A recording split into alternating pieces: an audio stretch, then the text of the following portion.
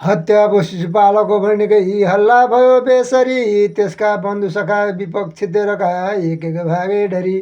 ज्योति त्यो शिशुपालका शरीरको श्रीकृष्णजी मामिलो, त्यो देखि मनमा सबै सुनको आशय व्रता भयो।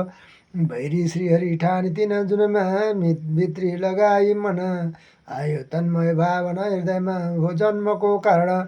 पुरा यज्ञ सकि गरिन्छ अवृद्ध, जो यज्ञको अन्त्यमा सोही स्नान निमित्त धर्मजी द्रौपदी साथमा। निस्के रेचिक विप्र जो ऋषिमुनि, आनन्द मानिकन राजा रानी प्रजा र लस्कर हिँडे कृति गरी वर्णन।